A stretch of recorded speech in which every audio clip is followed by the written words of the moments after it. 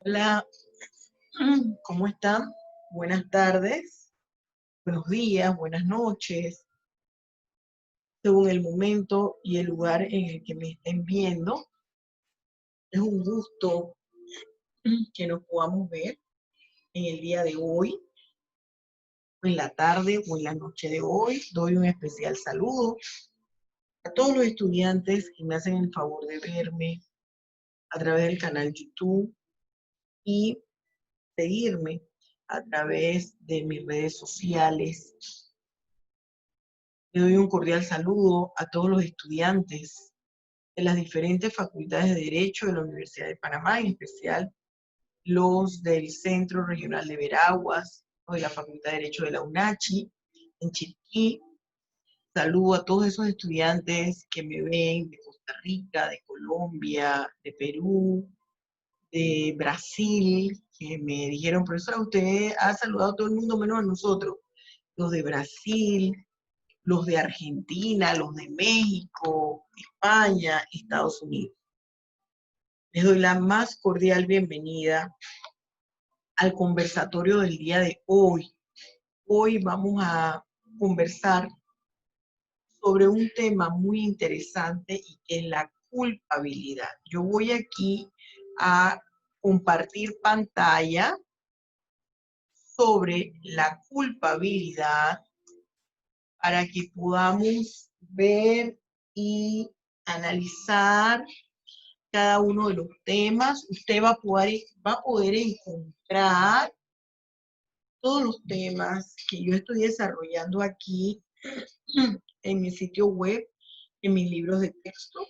Yo los invito a que ustedes accesen a mi sitio web www.doctorajuliascience.com, que se suscriban al canal si no se han suscrito, que le den like. Like es el dedito arriba, que es un me gusta, que si les gusta lo compartan. Es importante que usted se suscriba porque al canal, porque les van a estar llegando notificaciones, informes sobre todos los programas que yo cuelgo con regularidad, y además va a permitir que estructuremos, que hagamos unas redes de investigación. Permítame un minuto que llegó mi esposo.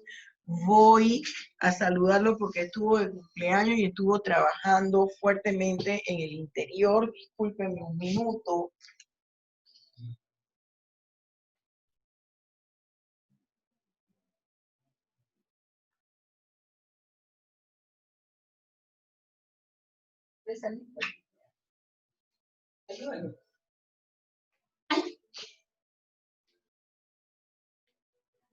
Bien, discúlpenme, pero estos son los programas en vivo.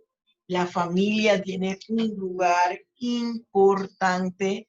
Esto no lo voy a editar, lo van a ver ustedes tal cual, porque la familia tiene un lugar, debe tener un lugar importante en todos los seres humanos. En mí tiene un primer lugar siempre.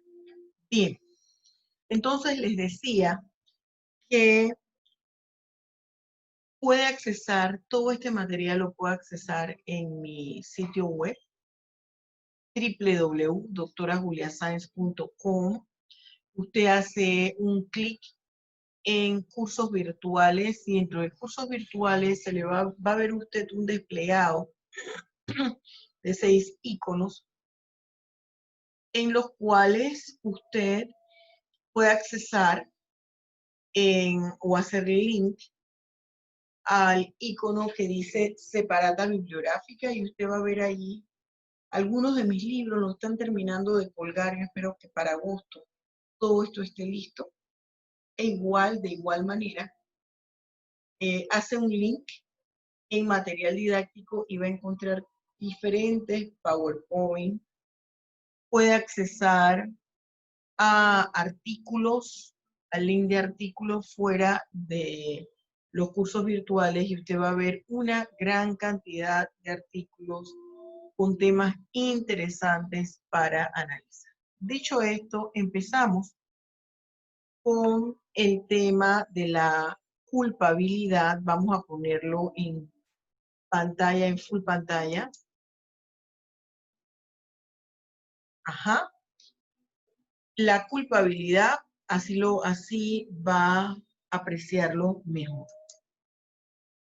Aspectos que se toman en cuenta al determinar la culpabilidad. ¿Qué es lo que el juez debe tomar en cuenta para determinar la culpabilidad del sujeto activo o agente al momento en que dicta sentencia? Es decir, al momento que da su fallo. Bien, primero, va a tomar en cuenta todo lo referente al artículo 79, que yo les digo a mis estudiantes que este es un artículo básico, un artículo fundamental, está en el capítulo 5 de la aplicación e individualización de la pena, y ya aquí nos hemos trasladado en este artículo al título 3 del Código Penal, que nos habla sobre las penas.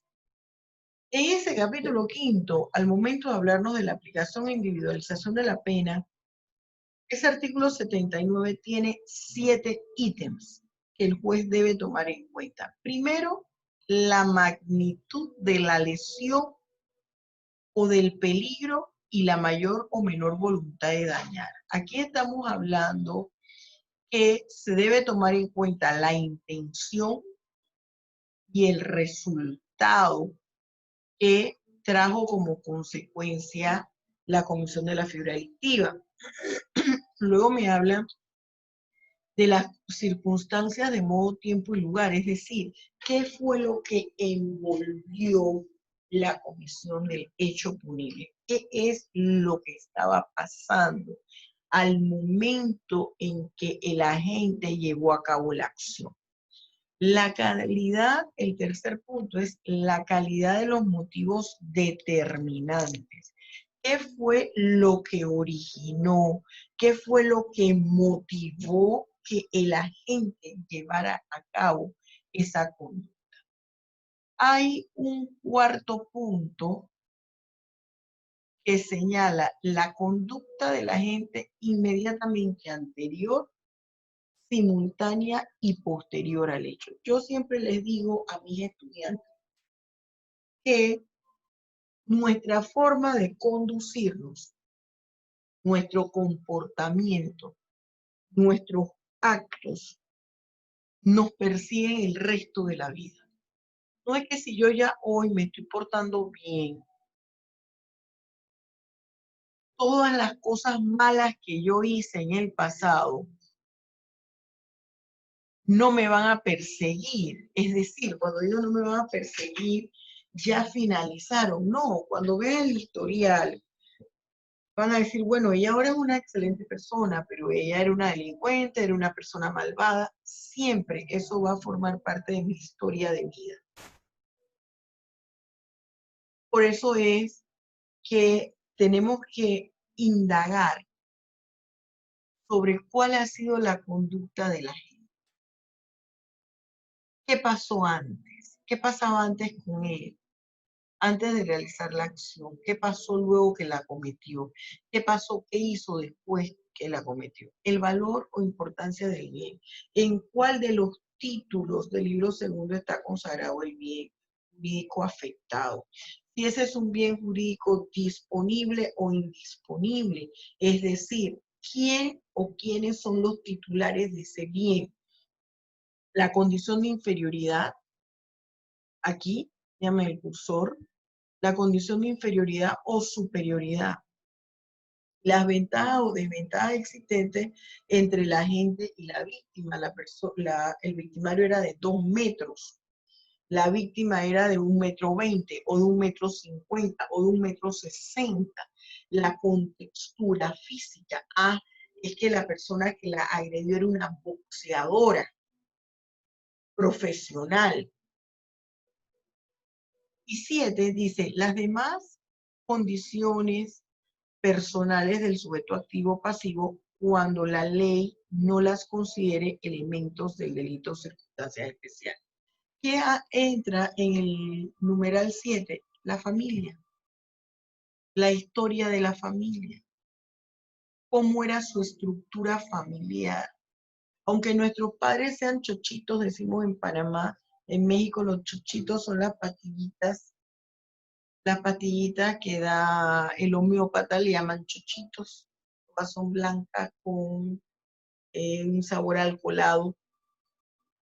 Acá los chochitos le llamamos a los viejitos, aunque sus padres sean chochitos muy viejitos, ancianitos, siempre van a aflorar cuando usted comete una fiebre delictiva. ¿Quiénes fueron ellos y cuál fue la situación o la posición de ellos en su vida?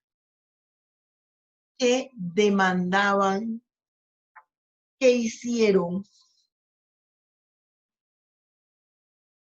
ellos que les afectó a usted en algún momento de su vida? ¿Qué hicieron ellos o qué no hicieron ellos? ¿Cómo era su estructura familiar? Perdónenme. Fíjense, vuelvo acá. Este es el primer, mire, de dónde venimos. Aspectos que se toman en cuenta al determinar la culpabilidad.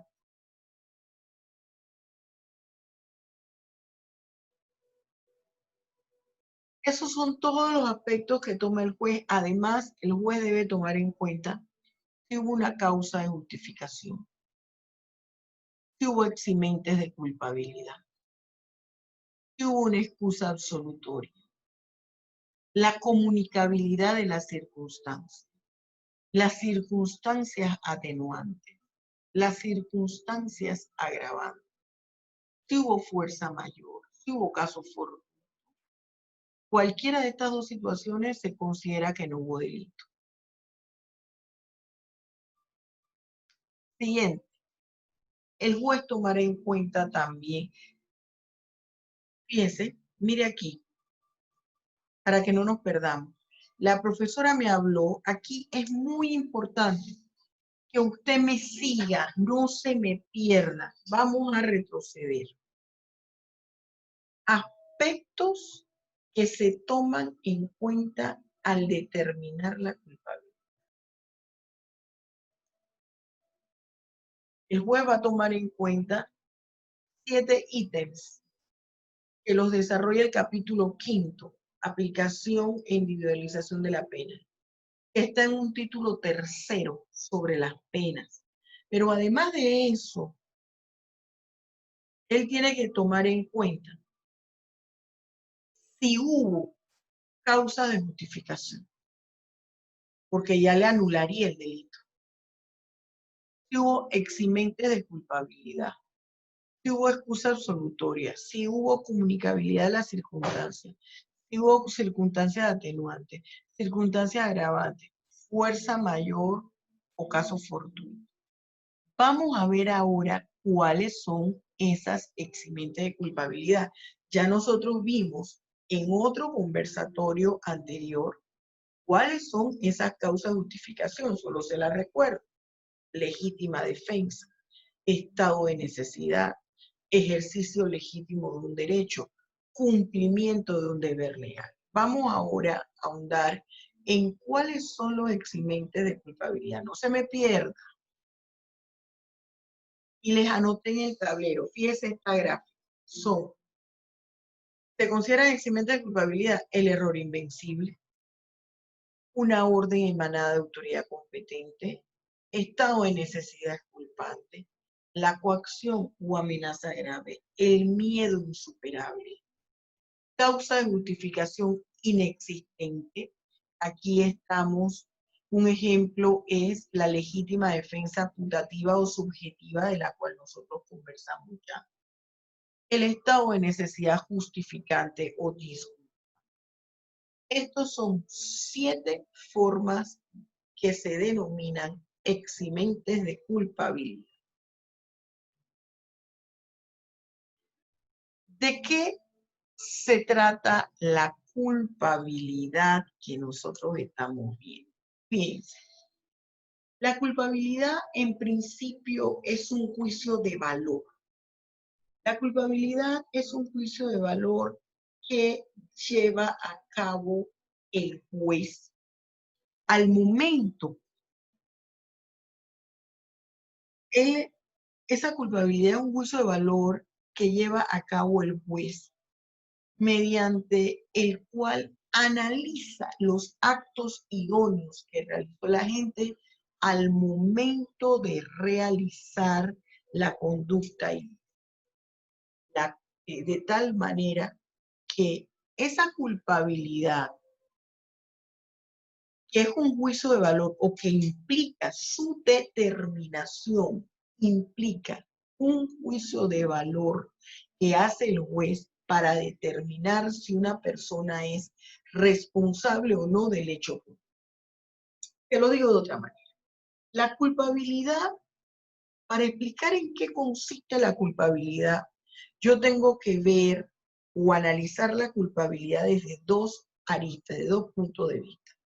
En términos generales, la culpabilidad implica la capacidad de respuesta que tiene la persona que cometió un hecho delictivo. Es decir, en qué medida el agente es responsable del acto que él realizó a cabo, del acto ilícito que él realizó a cabo, para determinar en qué medida el agente es responsable de los actos, del acto o los actos ilícitos que llevó a cabo. Es necesario que el juez realice un juicio de valor. En ese juicio de valor consiste en analizar los elementos o las piezas probatorias que hay en el proceso para poder determinar si efectivamente una persona es responsable de la conducta que llevó a cabo. La culpabilidad es una capacidad de responder por lo que se hizo. Esa es la culpabilidad. La culpabilidad corresponde al nivel de responsabilidad que tiene un individuo por la comisión de un hecho punible. Y esta culpabilidad la va a determinar un juez a través de un juicio de valor que no es más que el análisis de todas las piezas procesales que hay en el expediente, que se dan en el proceso. Esa es la culpabilidad. La capacidad de respuesta que tiene un individuo por los actos que ha llevado a cabo, por los actos idóneos que conforman o que constituyen el delito que ha llevado a cabo. Esa es la culpabilidad en términos generales y explicada de una manera sencilla. Esa culpabilidad, a través de la historia del derecho penal, ha ido evolucionando su concepto. Yo no soy una persona, una académica amante de las teorías y de las escuelas, porque me parece que son camisas de fuerza hacia los temas, hacia las cosas, y que muchas veces constituyen un nudo gordiano, esos nudos de barco, que impiden que fluya con transparencia los temas. En este caso, los procesos. Cuando nosotros empezamos a explicar un término según una teoría, ya estamos poniéndole limitantes, entran los enfoques, entran las apreciaciones subjetivas que imposibilitan el normal desarrollo de las cosas. Yo soy una académica que piensa que lo importante son los conceptos en términos generales, porque los conceptos según las teorías y los enfoques son apreciaciones que hacen un grupo de académicos y eso impide muchas veces que el derecho evolucione. Sin embargo, tengo el compromiso y la obligación con mis estudiantes y con los cibernautas que me están escuchando de hablarle de las teorías. Di un concepto básico, perdón, de la culpabilidad. Ahora vamos a ver el concepto de la culpabilidad o las definiciones de la culpabilidad o la evolución de la culpabilidad a través de las teorías que tratan de explicarla. Por eso le he puesto aquí qué teorías explican la culpabilidad. Hay tres teorías que me explican la culpabilidad. La teoría psicologista, la teoría normativista en el causalismo y la teoría normativista ante el finalismo. Yo de esta última teoría, si he de decir obligatoriamente una teoría hacia la cual me inclino, yo me inclino en la combinación de la psicologista con la normativista en el causalismo. Pero esta teoría normativista ante el finalismo, yo no comulgo con el finalismo, porque me parece que el finalismo le pone una camisa de fuerza a la norma penal que ya de por sí es un cajón que uno tiene, es un molde que todo tiene que encajar perfecto. Yo no creo que todo lo podemos dejar al tipo penal. El tipo penal me puede describir mi conducta ilícita, sin embargo, no me puede adivinar o predecir, no adivinar, no puede predecir la intención con la cual actuó la gente. Hay figuras delictivas que están tácitas y sobreentendidas, donde jamás va a haber la culpa, y yo me remito exclusivamente a los delitos de naturaleza sexual. Los delitos de naturaleza sexual son figuras delictivas donde está presente en forma directa el dolo, es decir, la intención. Hay una intención directa porque es deliberada y voluntaria por parte de la gente, pero el resto de la conducta delictiva no. Y el finalismo le pone esa camisa de fuerza al tipo penal y dice el tipo penal lo tiene que predecir todo. Y aquí no estamos hablando que son las cartas del tarot o que es una psíquica la que está predeciendo las cosas. Es la norma penal y esto gira en torno a las reacciones que tiene el ser humano. Pero, de todas formas, vamos a verla. La teoría psicologista. La teoría psicologista me maneja todavía la culpabilidad tomando en cuenta la intención o el querer del individuo en su actuar. Entonces, aquí me manejan dos aspectos. Me maneja el aspecto de la intención y me maneja el aspecto de la antijuridicidad.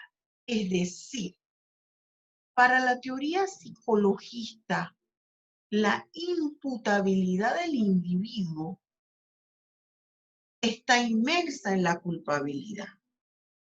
Porque en la teoría psicologista me dice que existe una relación, un vínculo entre el querer del individuo y lo que realizó. Yo tengo que advertir la forma que realizó los actos idóneos para determinar la intención y la antijuridicidad de la conducta. Es decir, el individuo considera que esa es la culpabilidad donde yo tengo que analizar la intención del individuo. Eso es lo que me dice la teoría psicológica. Es en la culpabilidad e involucra la forma como se llevan a cabo los actos idóneos por parte de la gente, lo que me va a mí a demostrar o me va a mí a decir con qué intención actuó la gente. Si actuó con dolo o si actuó con culpa. ¿Por qué? Porque él señala la culpabilidad involucra la imputabilidad del individuo. La imputabilidad involucra o hace referencia a mi capacidad de comprensión del hecho, ya sea porque tengo salud mental y porque además cumplo con requisitos mínimos de la edad. Entonces, por eso tenemos esa teoría psicológica.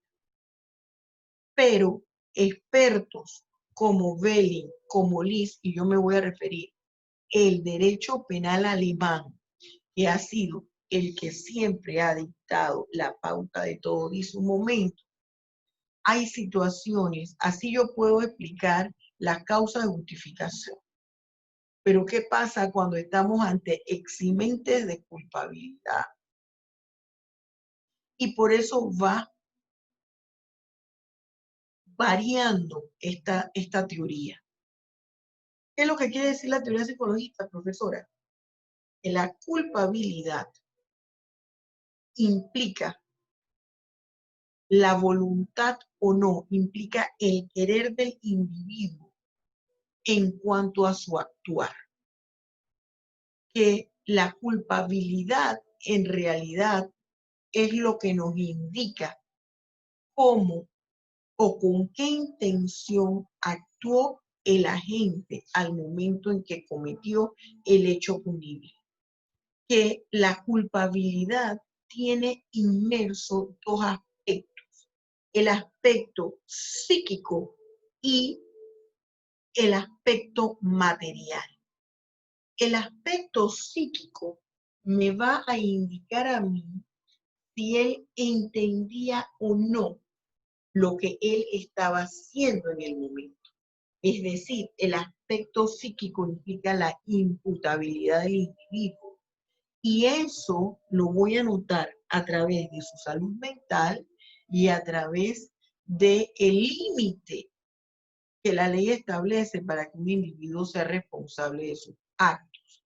Eso en cuanto al aspecto psíquico de la culpabilidad. Al aspecto material de la culpabilidad entra a valorar la condición de ilicitud, el injusto jurídico de la conducta mediante la antijuridicidad.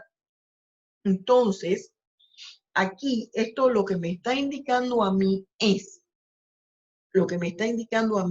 voy a relacionar el resultado, tengo que tomar en cuenta en la culpabilidad el nexo causal, el resultado o la causalidad entre el nexo entre lo que ocurrió, que es la figura delictiva, que es la antijuridicidad, por eso es que es el aspecto material, y la forma de los actos idóneos para llegar a ese resultado, que es el aspecto psíquico, donde va a involucrar cómo lo hizo. Eso me va a indicar su grado o nivel de intención. Y la teoría psicologista explica la culpabilidad con el dolo y la culpa. Es decir, el dolo y la culpa son especies o forman parte de la culpabilidad.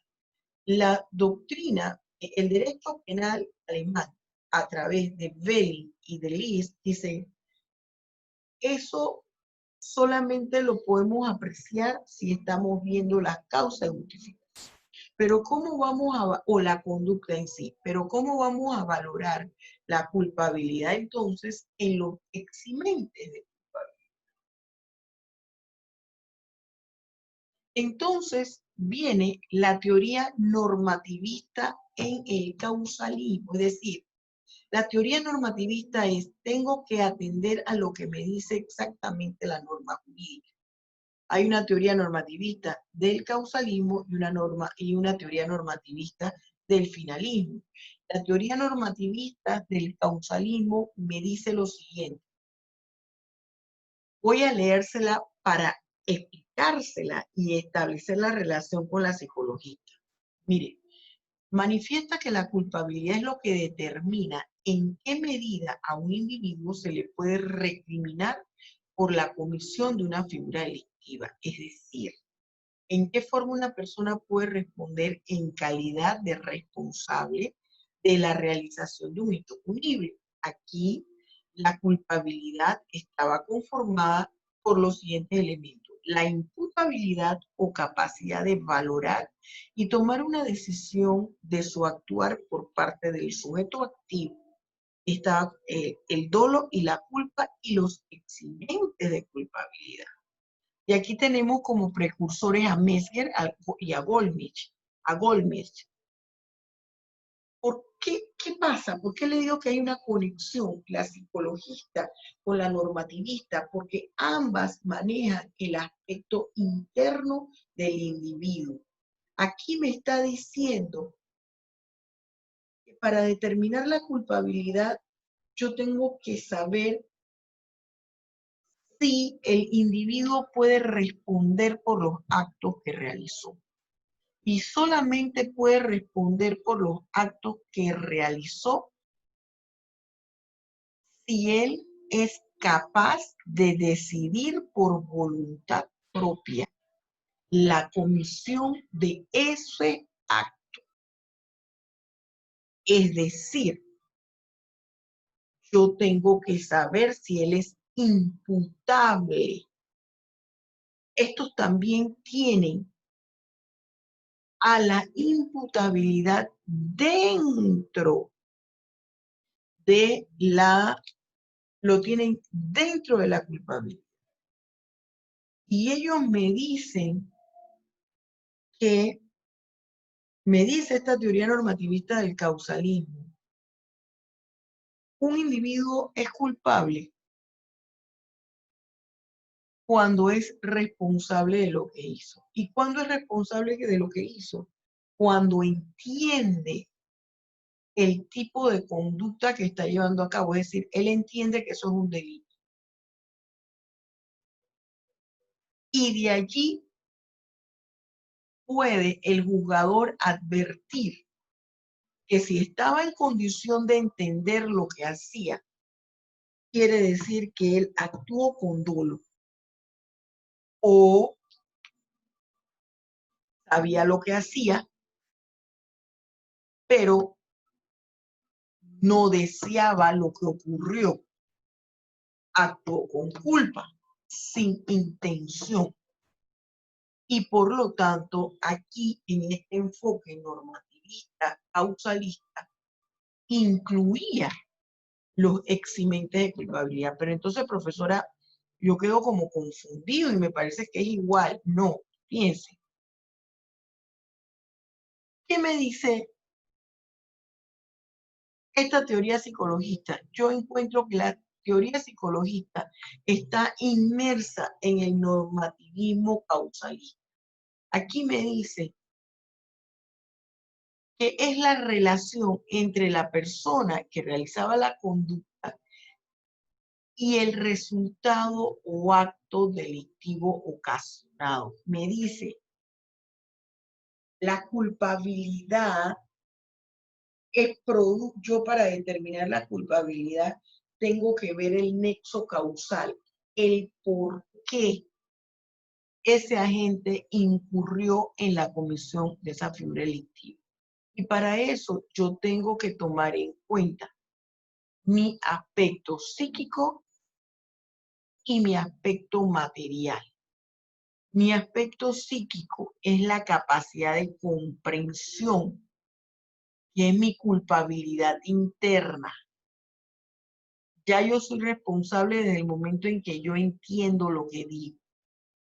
La normativista a esta condición le puso el nombre de imputabilidad.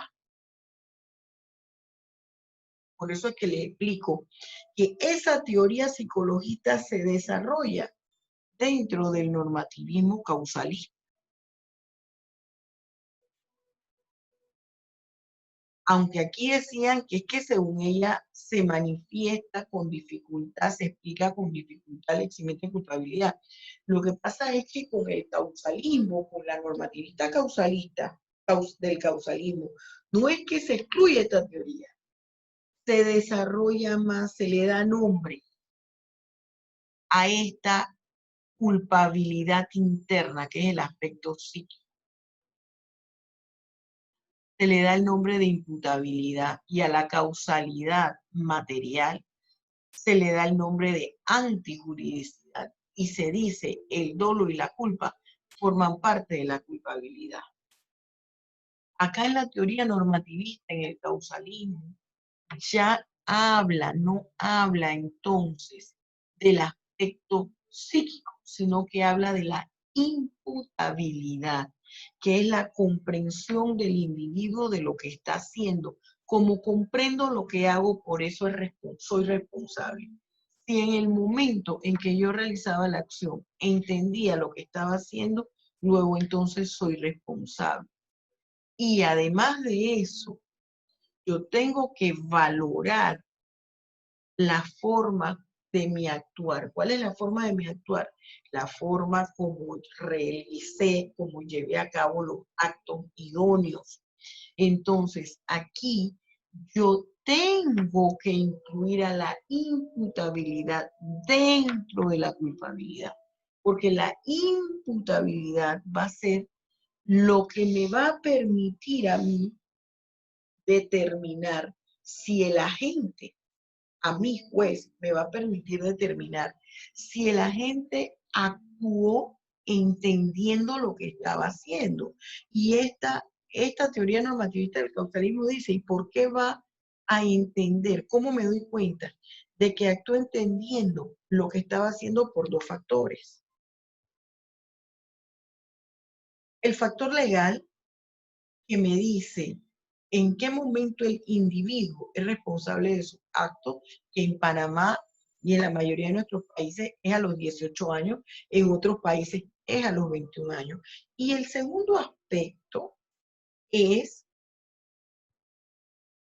mi salud mental en el momento en que estoy llevando a cabo la acción.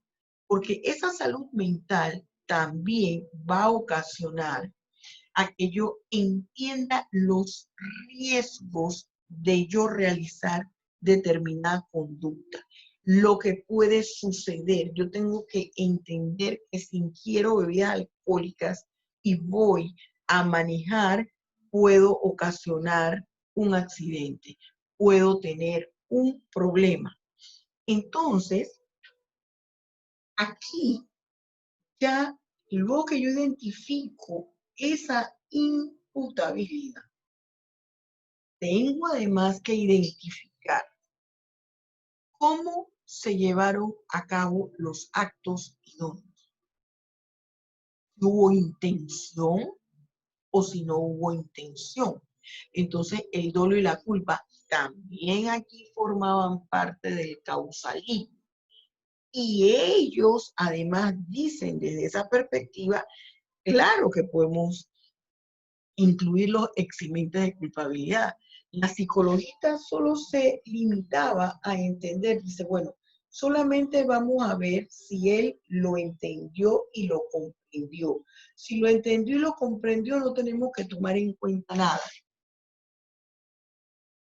Solo si él lo entendió, solo si entendió y comprendió lo que estaba haciendo. Acá me dice entender, ¿qué implica entender? Además de entender, él ejecutó el acto, pero ¿cómo lo hizo? Por eso sí se puede analizar y sí se incluye también aquí los eximentes de culpabilidad. Esto ustedes van a tener que leerlo varias veces y escuchar este tutorial varias veces y leerlo en el libro de texto y leerlo en el código. La teoría normativista ante el finalismo. Esta es catastrófica, porque esta me dice, la culpabilidad solamente es la capacidad de responder, es el nivel de responsabilidad. La culpabilidad es el nivel de responsabilidad por lo que cometió, que tiene el sujeto activo. El dolo y la culpa no tengo que analizar el dolo y la culpa según la forma en que la gente realizó los actos idóneos, craso error. Porque mi tipo penal, al momento de describir la norma jurídica, ya tiene incito, ya tiene presente y ese agente está actuando con dolo, es decir, con intención o sin intención. Y entonces tenemos que esa teoría normativista ante el finalismo me dice, ante un replanteamiento de la teoría del delito, en la que el dolo y la culpa dejan de formar parte de la culpabilidad, y el dolo y la culpa formaban parte de la culpabilidad en el normativismo causalista y en la teoría psicológica. La teoría psicológica decía, es que yo tengo que establecer la relación entre la conducta y el resultado para determinar si hay culpabilidad o no. Entonces acá dice, para constituirse en aspectos que integran el tipo penal. Ya mi tipo penal me lo va a decir todo. Es decir, se elimina el componente subjetivo de la culpabilidad. Esta última estará conformada por los siguientes elementos: la imputabilidad, el posible conocimiento del injusto jurídico y los eximentes de culpabilidad.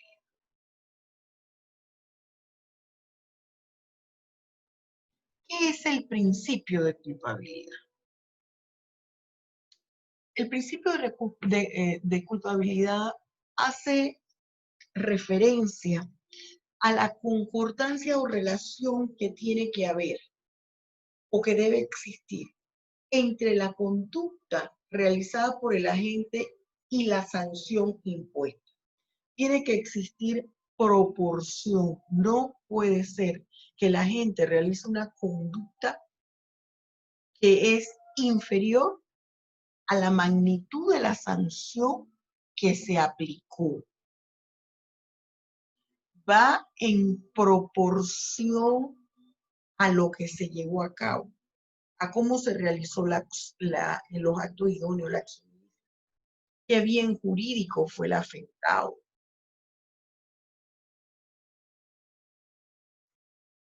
¿Cuáles son los aspectos del principio de culpabilidad?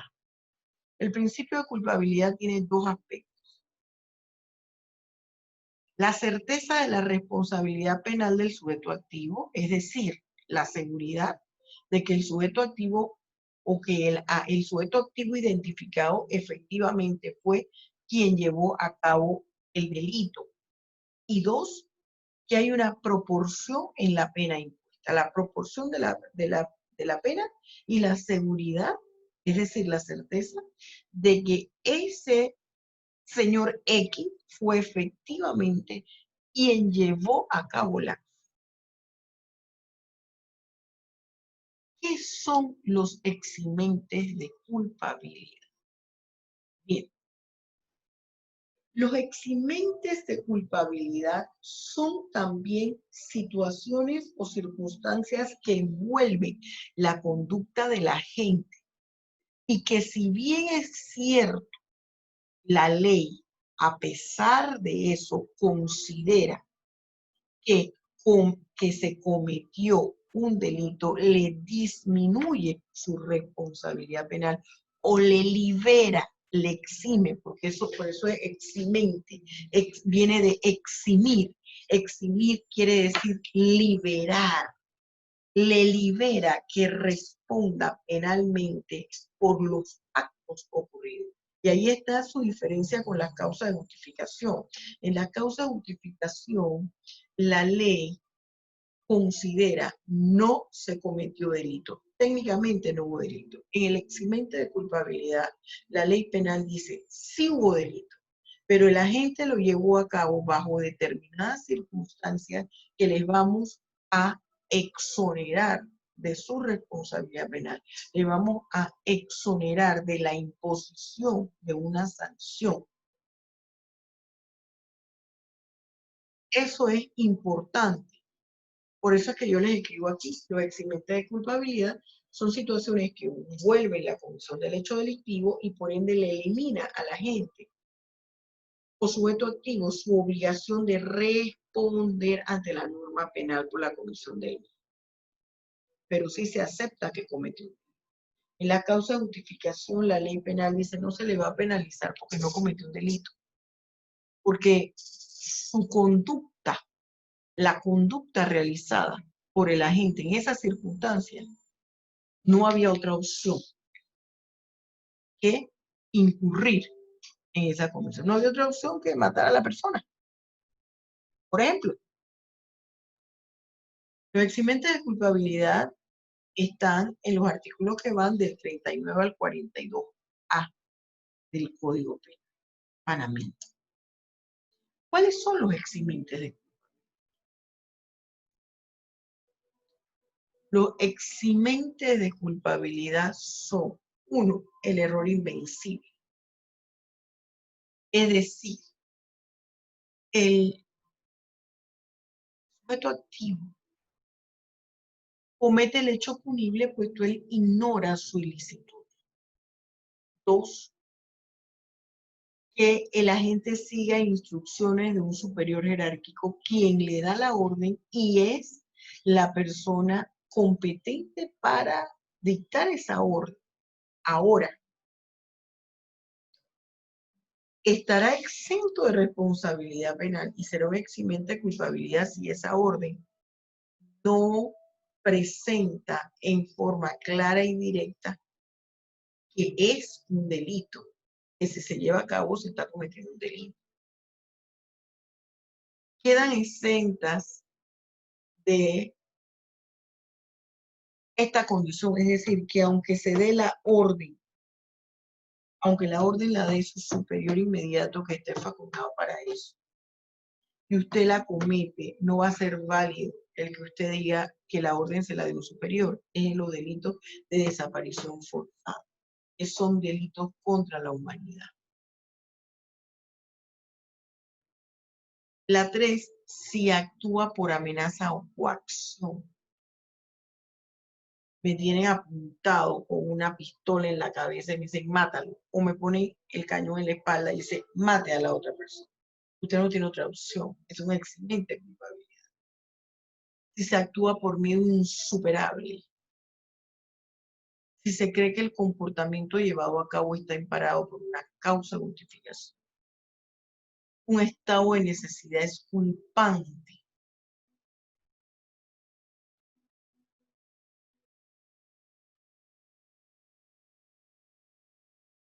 Ese estado de necesidad culpante es cuando una persona tiene que proteger o está protegiendo a otra y está protegiendo bienes jurídicos no disponibles. Pero esa persona no tiene nada que ver con él. Por ejemplo, él está en una parada de autobús y hay otra persona ahí, está viendo que vienen a matarla. Y él interviene y evita que eso ocurra. Ese es un estado de necesidad. Es culpable.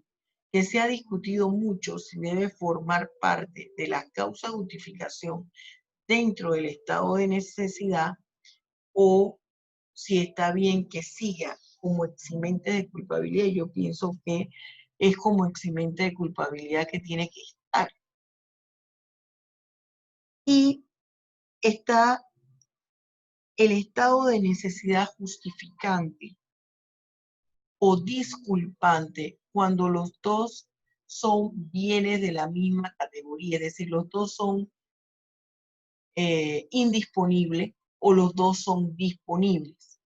Esto hace referencia a la titularidad del autor.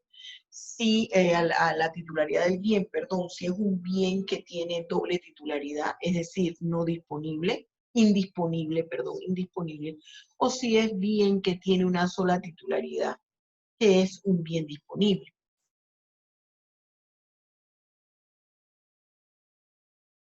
Otras situaciones que afectan la culpabilidad, pero que ya no son eximentes de culpabilidad. Las excusas absolutorias. Las excusas absolutorias, ¿qué son?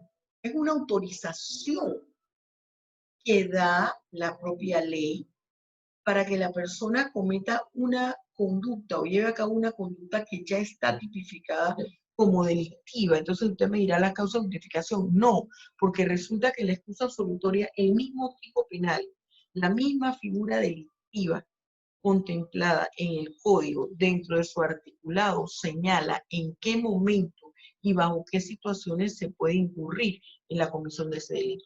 El ejemplo más común, pero no es el único que existe en el código, es el delito de aborto provocado. El delito de aborto provocado,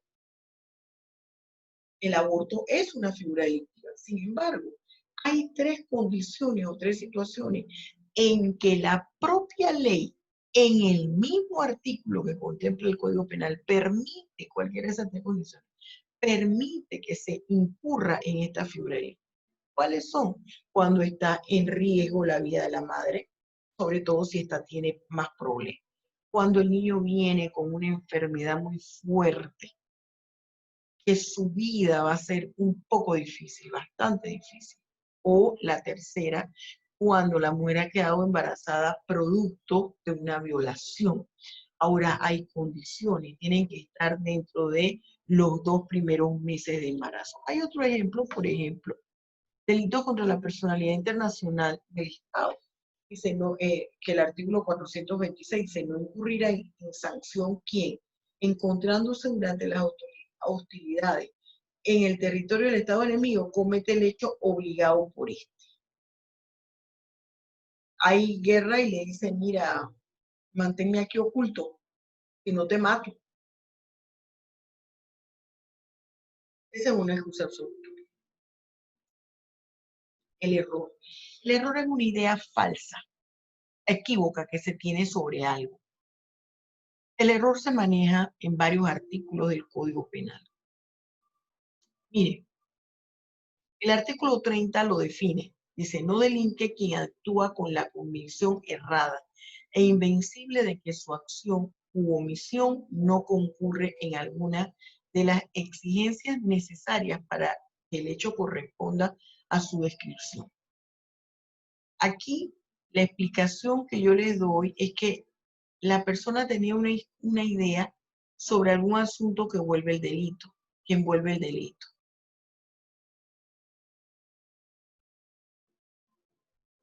Otro ejemplo aquí es la legítima defensa putativa, creyendo que lo ampara la causa de justificación. Por ejemplo, una persona que alguien le debe dinero y ese alguien que le debe dinero, a ver, la señora X le debe dinero a la señora Z, porque no ha podido pagarle, porque perdió el empleo y tiene dificultad económica. Entonces la señora Z le dice, te voy a dar estos $20,000 en prenda para que tú los veas. Te ayudas tú y me ayudas a mí. Yo te voy a pagar una comisión y acuerda la comisión por la venta de las prendas. Lo que no logres vender, me devuelves las prendas. Yo te voy a dar un plazo. La finalidad con lo que le está haciendo la señora Z esto es para ayudar a la señora X a que gane un dinerito y a la vez ayudarse ella para que le devuelva lo que le debe. ¿Qué pasa? La señora X vende las prendas, pero cuando le entrega la cantidad, le entrega ya luego que se ha descontado su cantidad de dinero, su comisión. No, ella no puede hacer eso porque esas no fueron las indicaciones que le dieron. Ahí cometió apropiación indebida. Las indicaciones que le dieron fue, tenga, vende esas prendas. Yo le voy a pagar una comisión, tráigamela, hacemos cuenta, me devuelve lo que no ha vendido. Entonces, ella debió decirle, aquí está el dinero, se recaudó $100, hablando metafóricamente, me corresponde, recuerde mi comisión, me corresponden $10 de mi comisión. Bien, de esos $10 yo le debí a usted 5, aquí están los 5, me quedo con los otros. El artículo 97 me habla del error por accidente.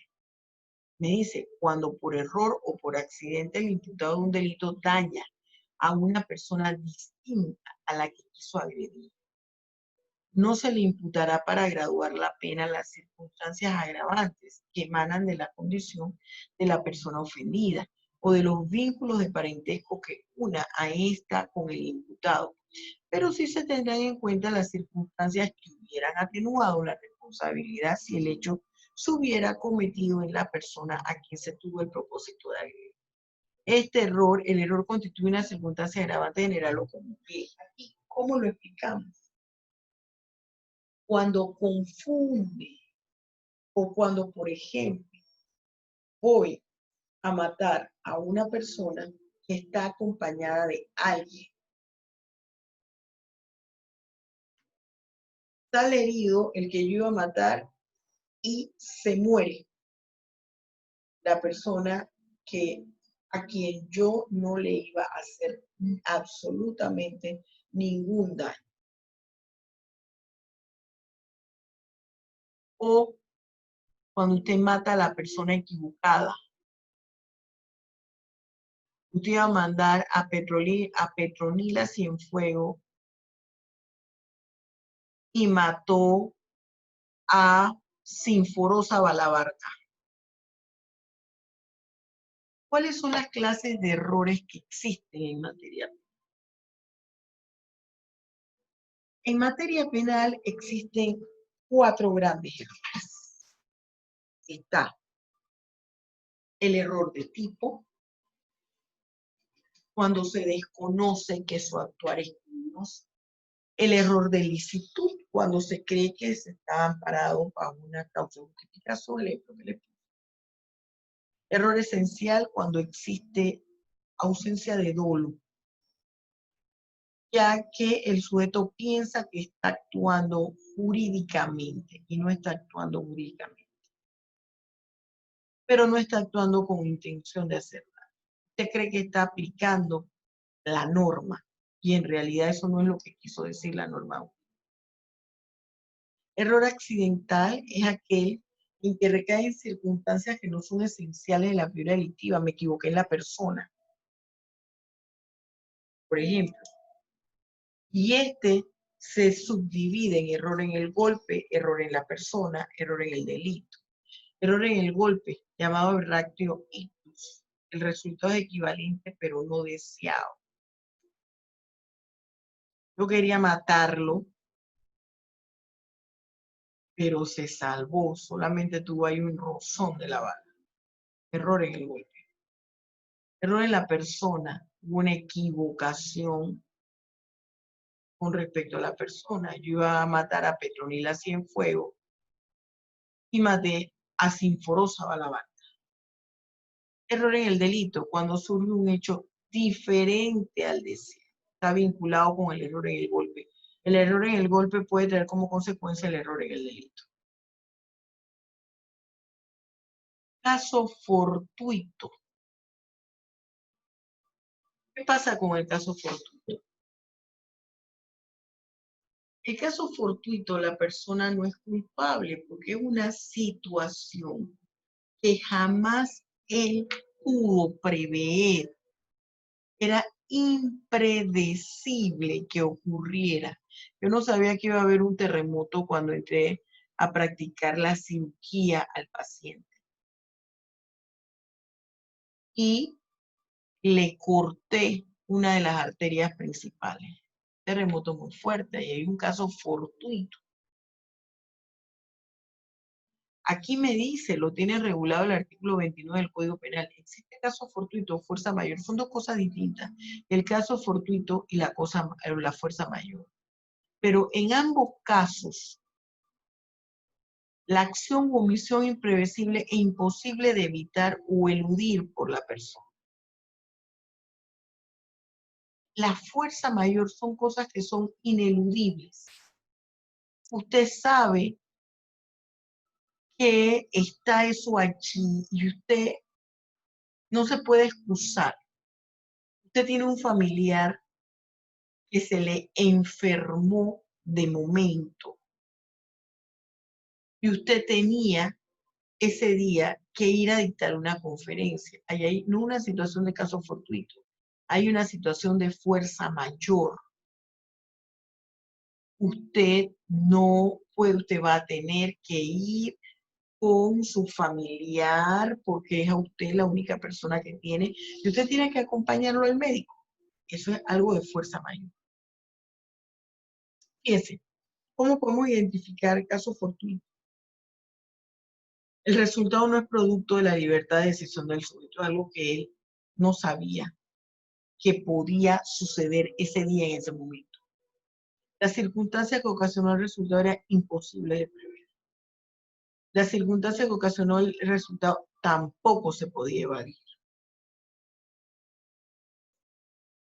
Circunstancias agravantes. Las circunstancias agravantes son situaciones que aumentan la pena.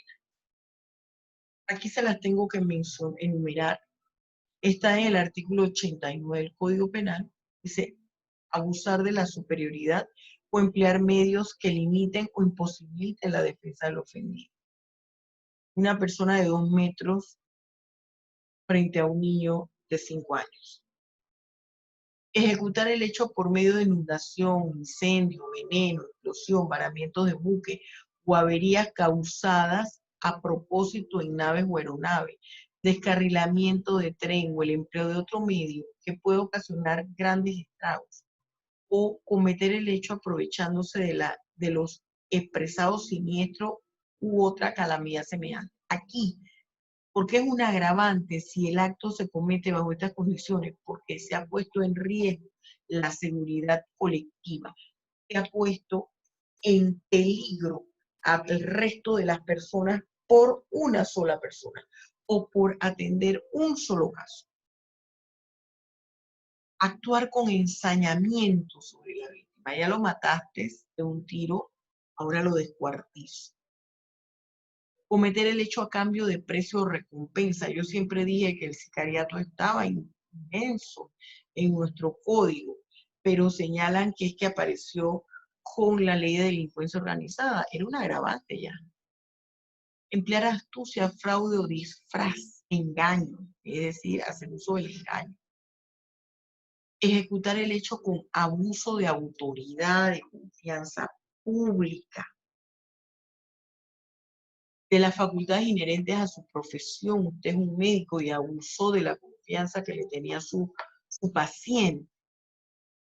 Perpetrar el hecho con armas o con ayuda de otras personas que faciliten la ejecución o procuren su impunidad. Cometen el hecho con escalamiento o fractura sobre las cosas, es decir, cuando usted violenta una puerta para entrar a ese lugar, la puerta del carro, la puerta de la casa, de una oficina, de un establecimiento. Haber cometido el hecho punible con abuso de las relaciones domésticas, prestación de obras o de servicios, de cohabitación o de hospitalidad. Usted es un huésped, un invitado en esa casa y le robó. Usted es una persona que va a trabajarles y le robó. Embriaguez preordenada, es decir, que usted para armarse de valor y cometer el delito se emborracha.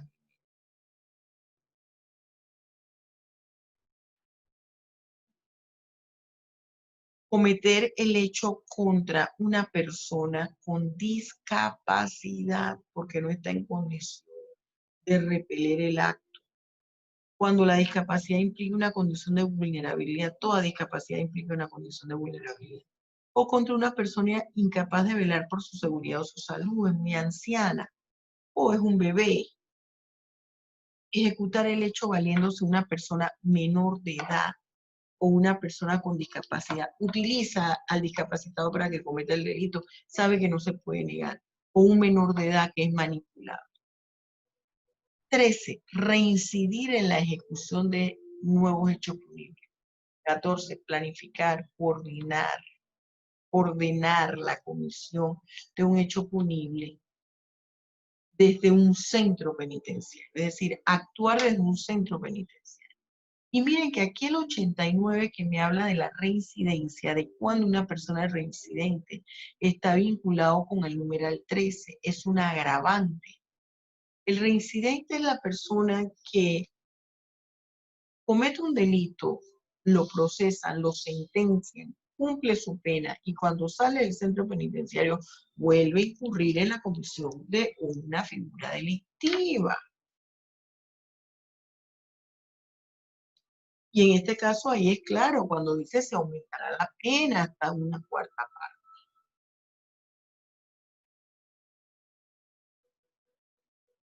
Otra de las situaciones agravantes, según la naturaleza, los motivos y efectos del delito. Cuando estamos hablando que el agraviado sea un pariente cercano de quien cometió el delito. Si es un pariente cercano, ese es un agravante. Y puede ser agravante o atenuante según la circunstancia. Aquí lo estamos viendo como agravante. ¿Y quiénes son parientes cercanos? El cónyuge, compañero o esposo, conviviente, las personas dentro del cuarto grado de consanguinidad y segunda afinidad, o personas que tengan algún parentesco con usted, producto de la adopción, que es el parentesco legal. Está el parentesco, es un agravante cuando el victimario incurre en una acción en contra de una persona, y esa persona que es víctima de ese victimario es un pariente cercano.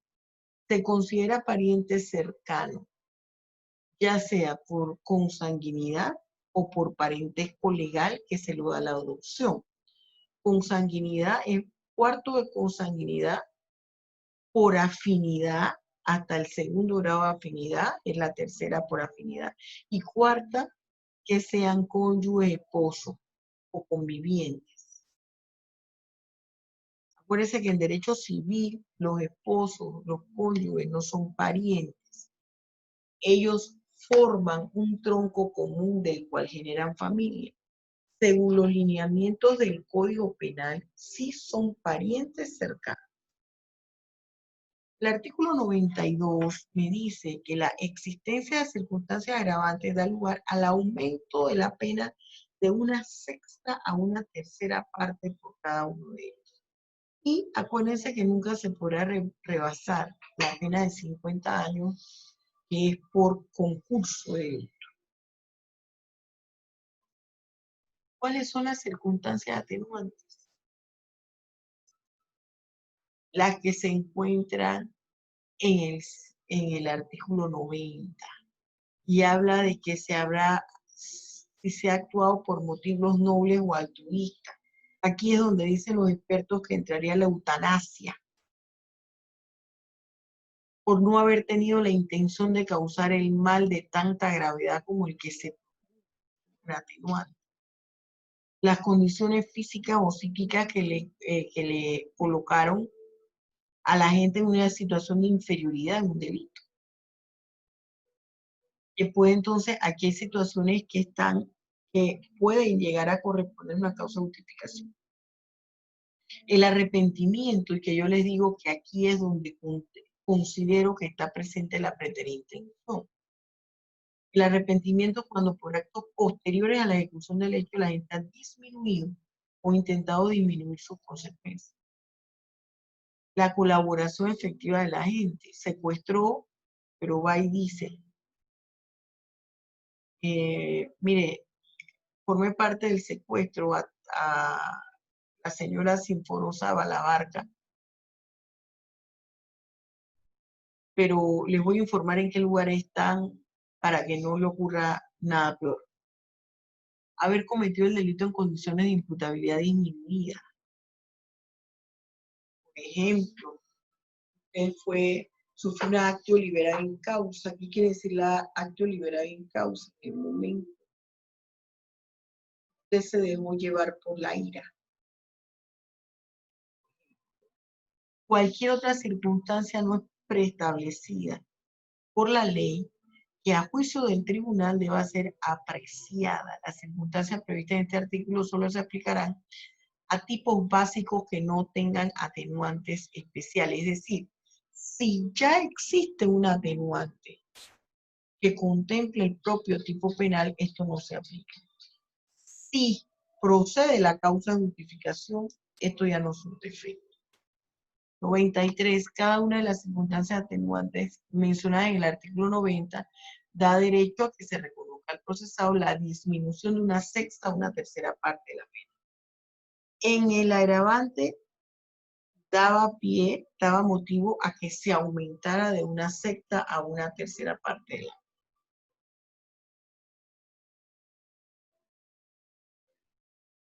¿Qué significa la comunicabilidad de las circunstancias? La comunicabilidad de las circunstancias no es más que el juez al momento de individualizar la pena, cuando los sujetos activos han sido varios, unos en calidad de autores, otros en calidad de cómplices, ¿vale? Ejemplo. Y en uno de ellos había una condición de agravante con respecto a la víctima.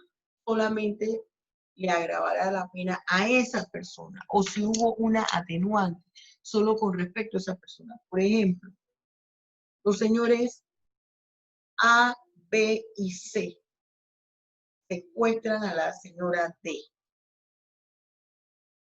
pero resulta que el señor A es hijo de la señora D. Los demás no son parientes. Con respecto al señor A, se le va a aplicar el agravante de parentesco. Las demás no van a tener ese agravante en la pena. O en el caso del atenuante, que es igual, los señores A, B y C secuestran al señor D. Y el señor B va, una vez secuestrado, él va y delata y dice, mire, ya yo me arrepentí, vayan a buscarlo rápido antes de que le pase una cosa peor. Ese es atenuante sobre él no se va a tomar en cuenta con respecto al resto. El artículo 94 es donde está presente esta figura y dice, las circunstancias agravantes o atenuantes inherentes a las personas o al autor o que emanen de sus relaciones particulares con el ofendido o de otra causa personal atenuarán o agravarán la responsabilidad solo de los partícipes en quienes concurran. Acuérdense de los dos ejemplos que les puse. Todos los secuestradores. Uno de ellos es hijo del secuestrado. Ese agravante solo se le aplica al hijo del secuestrado. Atenuante, todos los secuestradores, uno va y dice el mismo día o al día siguiente que secuestran a la persona, o antes de que le hagan un daño, va a la autoridad y los ponen autos del lugar y donde se encuentra. Esa atenuante, esa acción, le va a disminuir la pena a él solamente. El resto tendrá que pagar la pena completa. Dice, las que consistieren en la ejecución material del hecho o en los medios empleados para realizarlo, agravarán la responsabilidad únicamente de los que participen, que tuvieran conocimiento de ellas en el momento de la comisión o en el de su cooperación para perpetrar. En estos casos, la pena resultante será mayor de la mitad de la pena establecida para el respectivo delito. Y con esto concluimos todo lo relacionado a la culpabilidad.